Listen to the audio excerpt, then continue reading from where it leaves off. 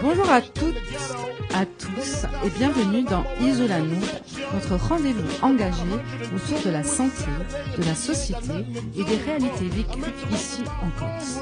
Aujourd'hui, on parle de santé sexuelle et surtout de la diversité des identités de genre. Une émission placée sous le signe de l'écoute, de la compréhension et du respect. À mes côtés pour présenter cette émission, Paul Maerten, directrice de l'association C3S.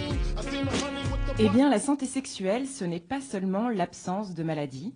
C'est un droit fondamental. Cela inclut l'accès à l'information, aux soins, au respect de son orientation et de son identité. En Corse, comme ailleurs, des personnes trans, non-binaires, queer existent, vivent, créent, aiment. Elles doivent pouvoir le faire dans la dignité, la sécurité et bien évidemment la fierté. Merci Paul pour cette introduction. Pour cette émission, nous avons le plaisir d'accueillir plusieurs invités engagés, à la fois artistes, professionnels de santé, militants, militantes. Ils et elles nous parlent avec sincérité de leur parcours, de leur lutte, mais aussi de leur joie d'exister. À mes côtés, Angelina Benedetti, infirmière et sexologue. Bonsoir, bonjour Angelina. Bonjour, merci pour cette invitation. Alors, je suis très honorée de venir ici ce soir avec vous.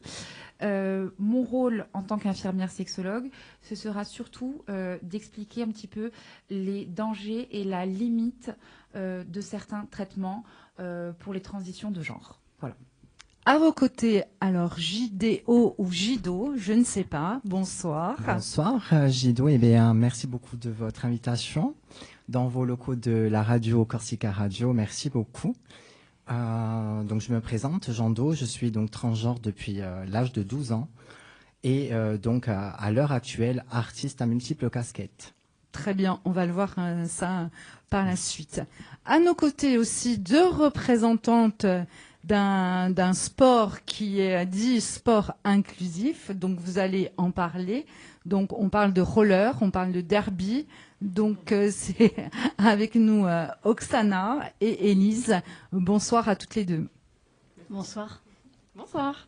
Donc on verra avec vous un petit peu en quoi consiste ce sport et en quoi aussi il peut aider plusieurs personnes peut-être à venir vous rejoindre et à vivre des expériences positives dans ce type d'activité. Alors, moi, je vais revenir vers vous, JDO, Jando, pour avoir votre témoignage, donc, parce qu'on ne l'a pas souvent sur les médias. Et je voudrais savoir, vous êtes artiste, transformiste, personne, alors on dit non-binaire, transgenre. Déjà, au niveau du vocabulaire, qu'est-ce qu'on emploie ? Eh bien, niveau vocabulaire, jusqu'à aujourd'hui, ça a été et transgenre. Et transgenre. Tout à fait. Voilà. Donc, vous nous disiez que votre expérience a commencé à l'âge de 12 ans. Donc, vous habitiez en Corse. Comment vous l'avez vécu et comment ça s'est passé concrètement ? Alors, je l'ai très, très, très bien vécu. Je mettrai entre parenthèses les années collège. Voilà, les années collège, ça a été quand même assez complexe, de la 6e à la 5e pendant 2 ans. Donc, comme on dit, les enfants entre eux restent quand même mesquins. Donc, ça a été quand même assez compliqué. Et au-delà donc de ma 5e, ça a commencé donc. J'ai commencé déjà tout de même à me faire respecter. Donc, c'est à partir de ce moment-là où ça a ouvert certaines portes, pas mal de portes. Et que ça soit du côté copains, copines, entourage, mais surtout famille. J'ai eu beaucoup de... comment dirais-je Vous avez eu un accompagnement familial qui a été plutôt positif ? Oui, un accompagnement très, très positif. Et voilà, ça a beaucoup aidé. Ça a beaucoup aidé les choses parce que la famille est très, très importante. Surtout... dans le contexte de l'orientation, c'est très important. Donc, je me suis senti toujours épanoui, je dirais, depuis l'âge de 12 ans à ma transition extraordinaire. Alors, qu'est-ce qu'on dit à son papa ou à sa maman quand on a 12 ans, qu'on est un petit garçon, je suppose, et qu'on veut devenir une fille ou qu'on se sent fille ? quel est un petit peu votre parcours par rapport justement à cette famille, même si elle était ouverte à cette démarche? Eh bien, disons que c'est tellement naturel. Les choses se font naturellement. Donc, j'étais un petit garçon très efféminé au départ, donc qui aimait donc les vêtements féminins. Bien évidemment, un parent reste quand même un parent. Donc, à cet âge-là, à l'âge de 12 ans, il y a des oui, il y a des non. Donc, je restais entre deux choses quand même comment je pourrais dire, dans le minimum des choses. Voilà, donc ça a été quand même un peu compliqué, je dirais, du côté de mon père, parce qu'un père reste quand même un père assez dur, fort en caractère. Une mère reste une mère, donc qui est beaucoup plus ouverte à ce genre d'orientation, je dirais. Mais il y a quand même de l'entraide, donc entre parents, si les deux parents s'entraident, au contraire, ça ouvre encore plus les portes. Et donc ça a été, pour ma part, au fur et à mesure des choses, et vraiment très naturellement. C'est venu très naturellement. D'accord. Et ensuite, physiquement, donc à quel âge avez-vous débuté cette véritable transition, si vous-même, physiquement, vous avez souhaité vraiment aller beaucoup plus loin dans la transition? À l'âge de 17 ans, je dirais, c'est l'année où j'ai connu donc mon conjoint. Donc à partir de ce moment-là, j'ai pris mes bagages, j'ai quitté la Corse, non pas pour me faire oublié ou parce que tout simplement je ne m'assumais pas, très très loin de là, mais tout simplement par amour, j'ai quitté donc la Corse pour rejoindre mon conjoint. Et à partir de ce moment-là, j'ai commencé à entamer donc on va dire ma transition. Donc ceci dit, en transition, ce qui est aujourd'hui une de mes plus grandes fiertés, transgenre, sans aucune chirurgie esthétique et sans aucune prise d'hormones. Voilà, donc dur à croire pour beaucoup et un bon nombre de personnes ici chez nous en Corse. Parmi les villes et les rues dont je peux me promener et où passer ou pointer ma présence, on connaît Jean Do tel qu'il est, sans aucune hormone et sans aucune chirurgie esthétique. D'accord. Donc ça bouscule les normes, ça vous en étiez conscient et vous en êtes encore conscient aujourd'hui. Exactement. Comment on se construit justement dans cette nouvelle identité aujourd'hui? Je vous ai pas demandé votre âge, alors je sais pas si on peut le demander ou pas. Oui, bien sûr, 34 ans. Voilà. Il y a quelques jours. Comment on se construit? Eh bien, encore une fois, je pense pense que après on reviendra certainement avec vous pour le côté un petit peu psychologique, pour savoir un petit peu ce qui se passe. Mais vous, comment vous êtes construit depuis l'âge de 17 ans, donc ça va faire maintenant 17 ans exactement. Comment vous êtes construit dans votre tête et comment on change d'identité? Bien, moi, je pense que tout se passe dans le cœur, tout se passe dans la tête. Du moment où l'on a dans la tête et dans le cœur, il y a tout qui suit. C'est vraiment une suite, ça suit vraiment son cours.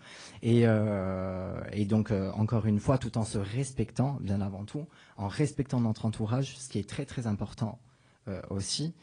Et bien donc, voilà, ça suit son cours. Vous avez toujours le même conjoint ou... Alors oui, tout à fait, oui. Un peu plus de 16 ans de vie commune, plus de 10 années de mariage. Aujourd'hui. Et administrativement, ça a été compliqué de changer d'identité? Alors, absolument pas, parce que je n'ai pas changé mon identité du tout. Je suis resté à ma propre identité, mon prénom masculin, Jean Do, et effectivement, encore une fois, c'est une de mes plus grandes fiertés aussi, d'en être arrivé là aujourd'hui, sans changer mon prénom, sans changer mon nom, sans changer de sexe finalement, et je le vis pleinement très bien. On va passer à votre regard de professionnel, Angelina. Comment les identités trans, non-binaires, au niveau psychologique, sont... comment ça se passe quand... C'est-à-dire en consultation? Voilà, en consultation. Les motifs de consultation, et je ne trouve pas mes mots, effectivement, parce que je trouve le témoignage de Jean Do très émouvant. Comment ça se passe? Voilà, parce que là, on voit un cas exactement. très positif, avec vraiment une perception d'une nouvelle identité, enfin qui est même pas une nouvelle identité, mais vraiment qui a pu vivre une vie sexuelle et une vie de femme accomplie. Mais généralement, quels sont les motifs de consultation? Alors voilà, c'est justement ce que j'allais vous dire. Jando, en l'occurrence, c'est l'image la plus positive qu'on peut renvoyer parce qu'il n'y a pas eu de problème au niveau intrafamilial, tout ça. Et j'irai même plus loin, c'est-à-dire que même elle ne s'est jamais voilée la face.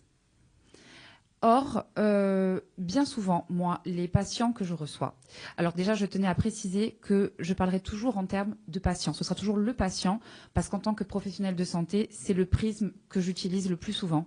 Donc, c'est pas du tout, voilà, c'est pas du tout discriminant, mais ce sera le patient. D'accord. Voilà. Oui, voilà. En fait, c'est voilà, c'est votre un patient. Voilà, c'est un patient. Voilà. Donc moi, je reçois en tant qu'infirmière des gens qui sont en souffrance. Donc la souffrance, elle peut venir soit de l'extérieur, de l'environnement socio-professionnel, amical, familial, soit de la personne elle-même qui, au bout de quelques années d'errance et de souffrance, parce qu'il faut savoir que pour Jando, c'était l'évidence, mais il y a des patients pour qui ce n'est pas l'évidence et qui, à 30 ans, 40 ans, se retrouvent au bord du gouffre, dans une dépression terrible et dans une détresse incroyable, parce qu'ils n'arrivent pas à l'admettre eux-mêmes. Donc déjà, la première étape, c'est de les accompagner eux-mêmes à accepter ce premier changement en eux, je dirais, au fond d'eux. Voilà. Après, peuvent se greffer des problèmes de compréhension familiale, professionnelle, parce que un homme qui a été au travail tous les jours pendant 20 ans en tant qu'homme, bah, du jour au lendemain, il va arriver un petit peu plus féminisé, tout ça. Forcément, le regard change. Qu'on le veuille ou non, le regard change. Et ça ne peut pas laisser indifférent. Alors, en tant que professionnel, quand on vient vous voir, vous êtes peut-être la première porte qu'on ose ouvrir. Ensuite, est-ce que vous chargez justement de diriger ce patient vers des consultations peut-être privilégiées, des chirurgiens, des psychanalystes? Enfin, est-ce que c'est votre rôle aussi, en tant qu'infirmière sexologue, de pouvoir l'accompagner dans ce changement? Alors, complètement. Moi, mon cheval de bataille, c'est vraiment la sécurité. C'est-à-dire que je suis un petit peu frileuse quand j'ai un patient qui me dit qu'il fait sa transition en mode do it yourself, c'est-à-dire qu'il se sert lui-même auprès de personnes de la communauté ou sur Internet de produits de substitution d'hormones. Moi, ça, pour moi, c'est un danger. C'est un danger pour la santé de manière générale, pour la personne, et ça met en péril la transition. C'est-à-dire qu'on peut arriver dans des situations, si on n'est pas suivi par un endocrino avec des prises de sang régulières, une réadaptation du traitement. Ça peut être vraiment mortel, pratiquement. Ça peut être mortel. Il y a des risques de thrombose, il y a des risques cardiovasculaires très très graves.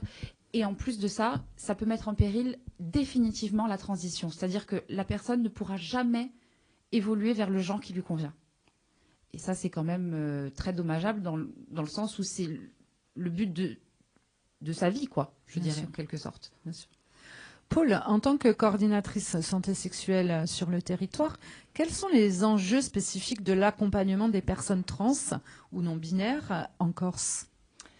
Eh bien, le premier enjeu sera de les recevoir de façon safe, c'est-à-dire que actuellement sur le territoire, nous n'avons aucun professionnel de santé. Donc, j'entends par professionnel de santé endocrinologue, chirurgien, médecin généraliste, qui est formé notamment à l'accueil, puis à la prise en charge des personnes trans. Donc ça, c'est le premier problème. En revanche, les centres de santé sexuelle de la collectivité de Corse, elles, sont effectivement formées à l'accueil des personnes en transition. Mais encore une fois, les centres de santé sexuelle, on va avoir un médecin, on va avoir des infirmières. Mais pour le suivi du parcours de transition, c'est un petit peu plus complexe. Alors, quel conseil on pourrait donner? Il faut absolument partir si on veut aller plus loin dans sa transition? Alors oui et ou non, parce qu'en fait, tout à l'heure, ce que disait Gido, elle est femme. Elle est elle-même, mais elle n'a ni été dans des modifications endocriniennes, ni dans un changement chirurgical de son apparence physique. C'est-à-dire que ce que cela révèle, c'est qu'il y a aujourd'hui non pas une transidentité, il y a ce que l'on appelle des variations du genre. C'est-à-dire qu'entre la femme cisgenre, donc la femme née dans le bon corps, la bonne personne dans le bon corps, et l'homme cisgenre, la bonne personne dans le bon corps, entre les deux, il va y avoir 1 million de variables possibles. On peut être une personne trans qui prend des hormones, on peut être une personne trans qui va uniquement choisir la modification de son état civil. Et puis, il y a des personnes trans aussi pour qui il sera important de passer par l'acte chirurgical, le suivi endocrinien d'hormones, donc testostérone ou oestrogène.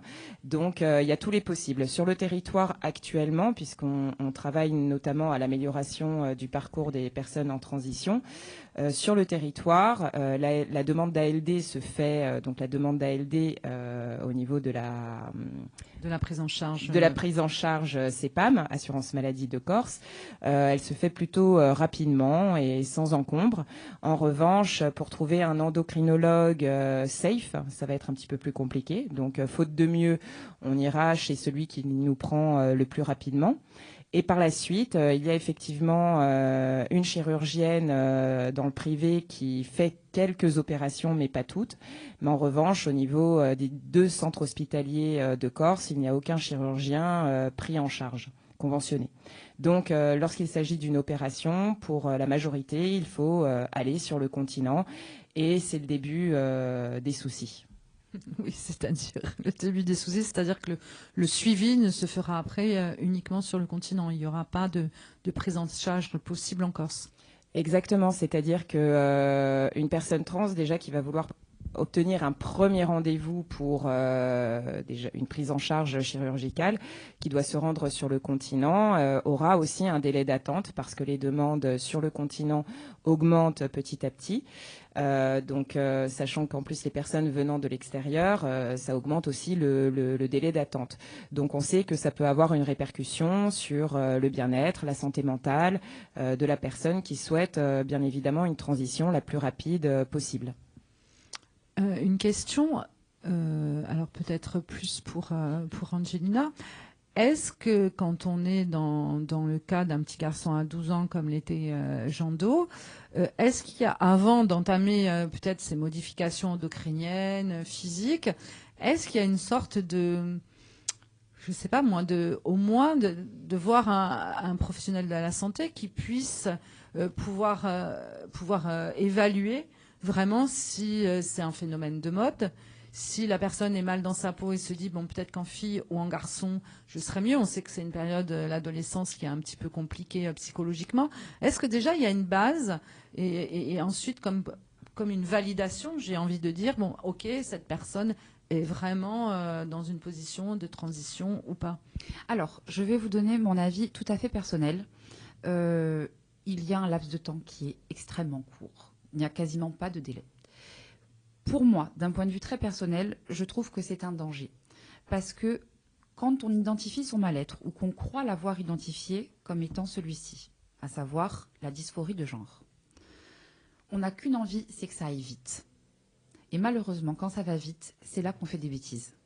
C'est-à-dire qu'on peut regretter, non pas sa transition, mais la prise d'hormones, la chirurgie, l'orchidectomie, l'ovarectomie. Vous voyez, tout ça, ce sont des choses qui sont définitives, qui sont irréversibles. Il y a des délais qui sont longs qu'on impose dans tous les autres domaines de la santé, que ce soit la chirurgie bariatrique, que ce soit la vasectomie, l'hystérectomie. Tout ça comporte des délais, y compris la chirurgie esthétique lambda. Donc, pourquoi ne pas mettre des délais quand il s'agit de la dysphorie de genre ? Paul, tu voulais rajouter quelque chose? Oui, quand même, pour rappeler à la radio, parce que c'est important que les personnes ne fassent pas l'amalgame. Aujourd'hui, en France, la transition pour les mineurs n'est pas autorisée. Oui, bien sûr. Il faut attendre, quoi qu'il arrive, la majorité pour pouvoir démarrer une transition. D'accord. Ça concerne à peu près combien de personnes, Paul, sur le territoire? Eh bien, actuellement, selon les données de la Haute Autorité de Santé et des associations transnationales, on est à un peu plus de 10 000 personnes qui ont entamé ou qui poursuivent un parcours de transition en France. Et ça, ce sont les données de 2023. Donc, quand on parle de parcours de transition, qu'il soit social, administratif, médical et ou parfois psychothérapeutique. D'accord. En Corse? En Corse, alors il est un petit peu plus compliqué d'avoir des chiffres réels. Nous, au niveau des EVARS, on reçoit les personnes en parcours de transition. On a une estimation sur tout le territoire de 17 personnes. D'accord. On va peut-être passer avec les demoiselles qui sont à mes côtés sur la partie un peu plus ludique. On va parler de sport et d'art, normalement après avec Jean-Do. Comment, mesdemoiselles, donc vous êtes représentante du Roller derby Ayachin. Voilà, le roller derby Ayachin. Vous allez nous expliquer ce que c'est et comment ce sport facilite l'inclusion de ce type de personnes. Alors, du coup, le roller derby est un sport de contact sur patin à roulettes. C'est un sport qui a été, on va dire, recréé il y a quelques temps, mais c'est pas si vieux que ça. Et ça a été, dès le départ, recréé pour que ce soit un sport bienveillant et pour accueillir la minorité des genres. C'est toujours pour essayer de donner une place et de la valeur à des personnes qui ne la trouvent pas forcément. Et ça, chaque année, la WAFTA, donc c'est l'association de roller derby internationale qui crée les règles du roller derby, etc., est tout le temps en train de revoir les règles, tout le temps en train de revoir tout un tas de choses pour faire en sorte que ce soit le plus inclusif possible,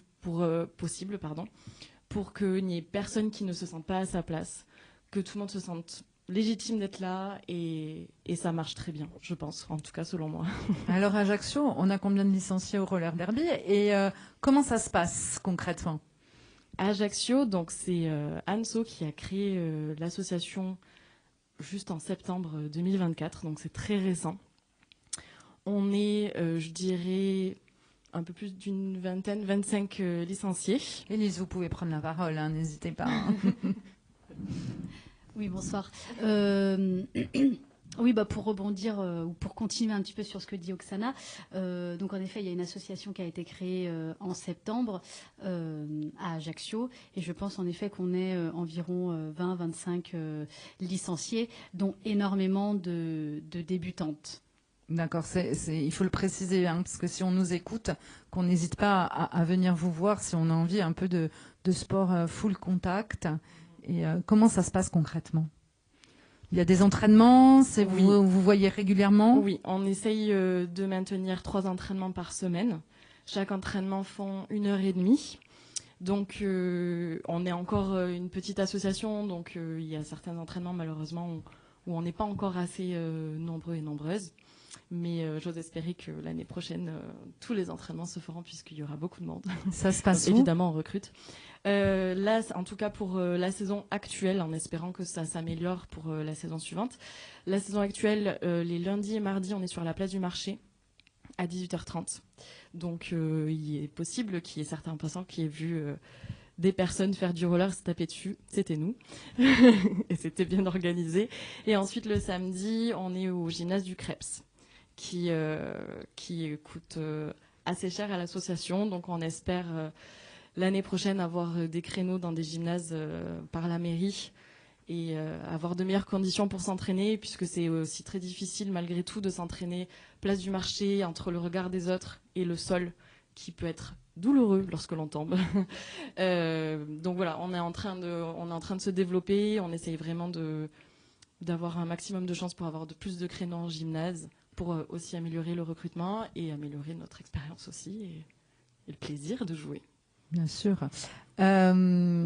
Revenons à l'art, Jean-Do. Après, on reviendra avec vous aussi sur l'activité sportive en elle-même. Donc vous êtes transformiste. vous jouez avec les codes du transformisme. Comment votre art vous permet d'exister, de vous affirmer?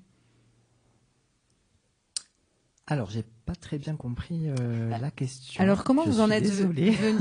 comment vous en êtes venu à ce type d'activité?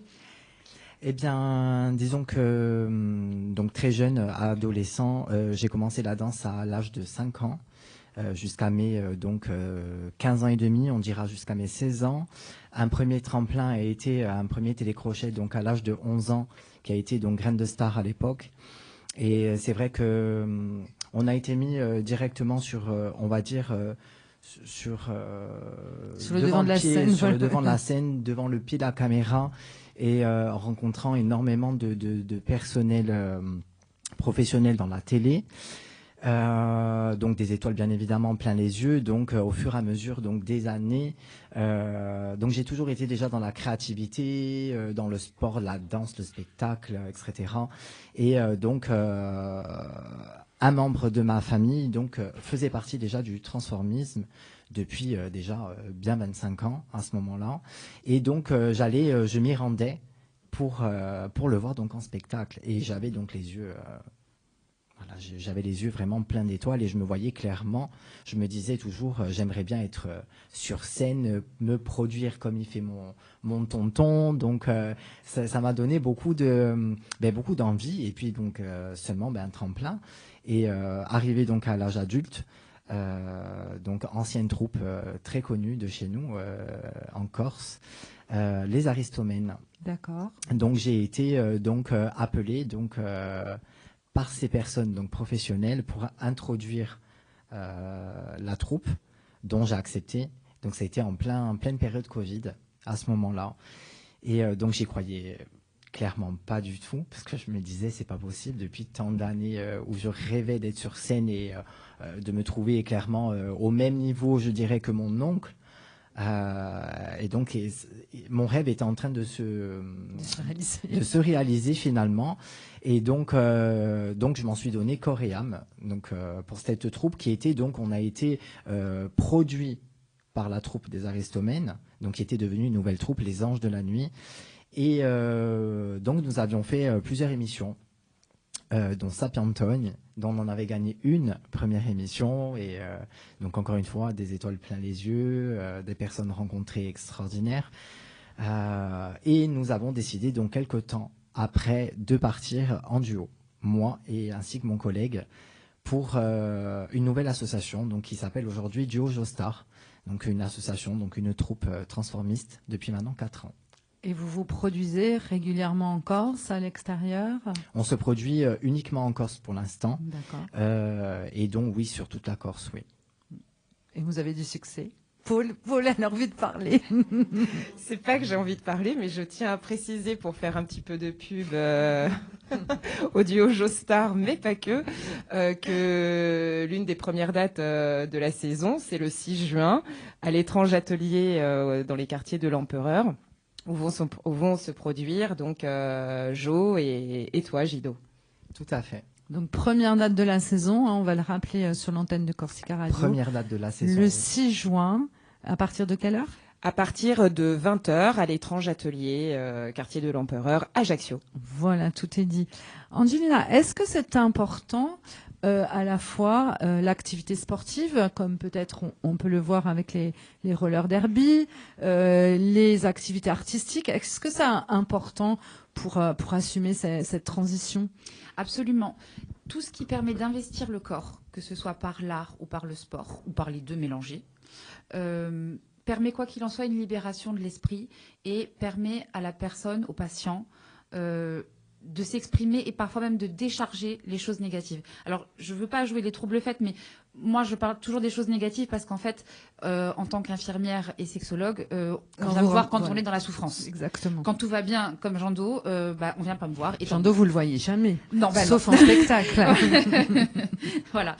Donc, c'est pour ça que c'est pas que je suis pessimiste, hein, mais oui, c'est important de réinvestir son corps et parfois autrement, parce qu'il y a peut-être des sports qui ont pu être interdits. Ou certaines disciplines artistiques qui ont pu être considérées comme plutôt masculines, plutôt féminines, et qui permettent aux patients de se libérer pendant sa transition. Oui, je pense qu'avec le roller derby, j'entendais tout à l'heure ce qu'on pouvait recevoir comme coup, comme bleu avec Oksana. Donc oui, on peut se libérer. J'ai oublié de vous demander, Oksana, pour vous contacter, pour pouvoir s'inscrire, on fait comment ? On a un compte Instagram D'accord. directement, Roller Derby Ayachi. Vous pouvez nous envoyer un petit on relaiera un petit de toute message. façon quand on mettra l'émission sur nos réseaux, on relaiera toutes les informations nécessaires. Paul, une dernière question. Vous intervenez aussi dans la prévention, l'éducation, et souvent dès les plus jeunes âges. Concrètement, quelles sont vos actions autour de ces 3 S ? Alors elles sont plurielles au sens où avec le dispositif en voiture Nina et Simone, on sillonne le territoire insulaire, rural, quartier prioritaire, donc de Bastia à Ajaccio en passant par Calenzane, Porto Vec, Coenza ou encore Sartène. Corté également, et donc on offre des temps de permanence avec possibilité d'entretien individuel, donc pour écouter, conseiller et orienter. Avec les dispositifs EVARS, on intervient en milieu scolaire, notamment, pas que, mais un petit peu. Il faut savoir que les EVARS, malgré ce qui peut être dit de part et d'autre, ne transforment pas les petits garçons en petites filles et inversement. Actuellement, en Corse, nous n'avons l'autorisation que d'intervenir auprès des 3e sur la question du consentement et de l'égalité femmes-hommes. Sur les questions LGBTQIA+, pour le moment, en tout cas, pour nous, ce n'est pas possible. En revanche, il y a l'initiative de la préfecture de Corse, donc 2A et 2B, avec le CORA, qui est le comité, alors je suis nulle en acronyme, moi aussi, je vous remercie. rassure. Mais en tout cas, c'est un comité mis en place par la préfecture dans le cadre de la lutte contre la haine raciale, antisémite, LGBTQIA+. Et dans ce cadre-là, nous intervenons avec des partenaires institutionnels et associatifs pour justement une meilleure visibilité des communautés minoritaires, pour favoriser la promotion de l'égalité entre les personnes, quelles qu'elles soient, et améliorer bien évidemment les rapports entre humains, puisque c'est avant tout ce que cela signifie. Est-ce qu'il y a encore des résistances au niveau des identités de genre, au niveau des jeunes, des adultes, parce qu'on a vu tout à l'heure avec Jean-Do que, bon, quand même, au niveau du collège, ça peut encore être compliqué, sans parler de harcèlement, parce que là, on atteint vraiment la limite du tolérable. Mais est-ce qu'encore il y a des résistances, y compris sur notre territoire ? Oui, il y en a de manière générale sur le territoire national, et on n'échappe pas aux réalités nationales, bien évidemment. Elles sont c'est peut-être plus insidieux chez nous parce que à la fois elles sont plus visibles pour les personnes, mais elles sont invisibles parce que à ce jour sur le territoire, à la différence du continent, on n'a pas de lieu, d'espace dédié aux personnes LGBTQIA+. Pas de bar officiel pour les personnes LGBT, pas de permanence dédiée à part les groupes de parole que l'on fait en partenariat avec Aiuto Corse, mais la meilleure façon, en fait, qu'il n'y ait pas de discrimination visible, c'est en ne laissant pas la place à ces personnes d'avoir des lieux dédiés considérés comme étant safe, en fait. Donc, c'est un petit peu... on est dans cette ambivalence-là. Mais il y a des discriminations. D'ailleurs, le tribunal de Bastia a reçu une personne trans qui a été victime d'agression, et donc l'agresseur en question a été reconnu coupable. Et donc ça, c'était au mois de mars-avril pour des faits de violence avérés. D'accord, très bien. Angelina, on a vu que c'est vrai que vous aviez le côté un petit peu pessimiste de vos rencontres et de ce sujet. Qu'est-ce qu'il faudrait pour aussi améliorer les choses, le regard sur le territoire ? Alors, déjà, je pense que on pourrait commencer par l'accompagnement des proches. Parce que la personne qui est en transition souffre et a souffert toute sa vie. Mais on peut aussi entendre que les proches souffrent de voir leur enfant se transformer à ce point. Donc, peut-être qu'un accompagnement de l'entourage très proche serait déjà une bonne chose. Parce que, au final, le regard des gens qu'on ne connaît pas dans la rue, il nous importe peu. Mais quand son père, sa mère, le conjoint, la conjointe portent un regard différent sur nous, ça peut commencer à être plus pesant et plus problématique. Sachant que, quand même, au bout de la transition, ce qui compte, c'est la délivrance. C'est le soulagement psychique, physiologique aussi. C'est pouvoir entreprendre ce que l'on a toujours désiré faire. Donc voilà, ça c'est quand même la partie positive qui arrive à la fin d'une transition si elle est bien faite. C'est-à-dire, encore une fois, j'insiste, et vraiment je veux insister là-dessus. Je comptais d'ailleurs vous demander un rappel à la fin de l'émission sur la sécurité. C'est-à-dire que l'insularité implique souvent d'aller sur le continent. Il ne faut pas penser que c'est lié que à la transition. C'est valable pour beaucoup de domaines de la santé en Corse.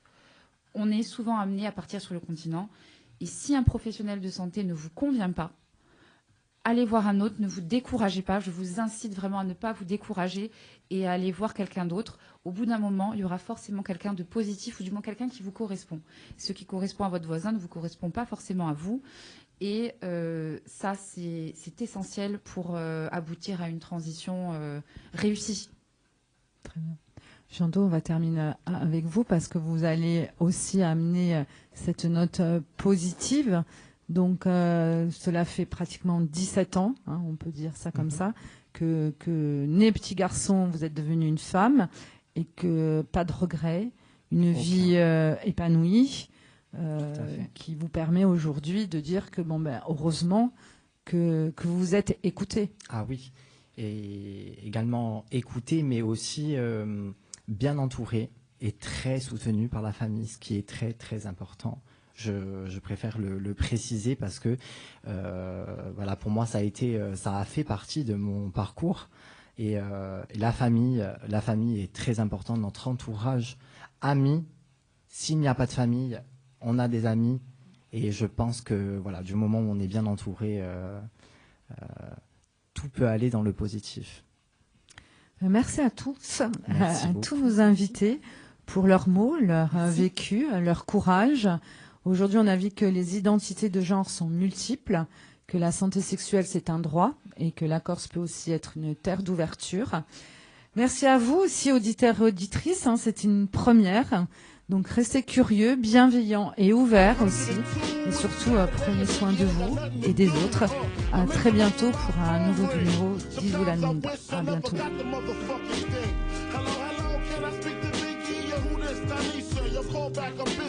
Why don't you hit me on the box a little later?